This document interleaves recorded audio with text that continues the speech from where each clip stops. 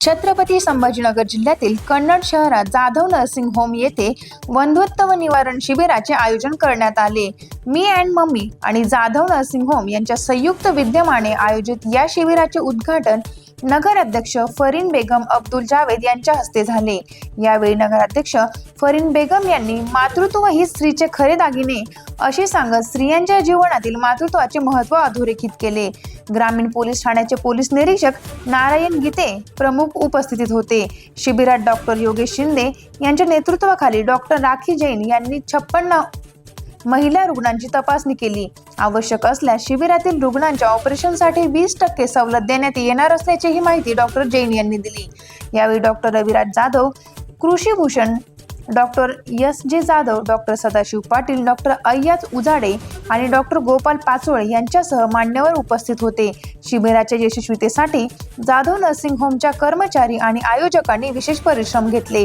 Times of महाराष्ट्रसाठी Chhatrapati Sambhajinagar प्रतिनिधी संतोष खाजेकर यांचा report. तुमच्या हॉस्पिटलच्या काय सुविधा आहेत?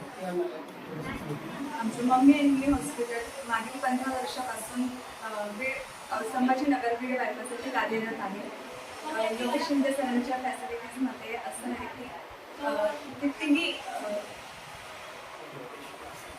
किती गरीब पेशंट असो सरांची सगळ्यांसाठी ट्रीटमेंट आणि सगळ्यांसाठी आज कन्नड इथे छत्रपती संभाजीनगर बीड बायपास येथील योगेश शिंदे सर यांचं मम्मी अँड मी हे हॉस्पिटल आहे। यामध्ये वंध्यत्व निवारणावर खूप चांगल्या प्रकारचा विलास केला जातो आहे।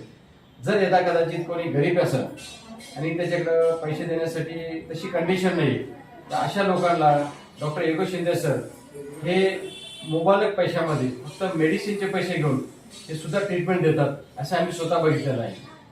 आणि आतापर्यंत 15 वर्षामध्ये मी आणि मम्मी हॉस्पिटलमध्ये अत्यंत गरीबातल्या गरीब लोकांना या ठिकाणी त्याचा रिझल्ट आलेला आहे। आणि या 15 वर्षामध्ये अनेक लोकांना आपला संसार फुलवलेला आहे।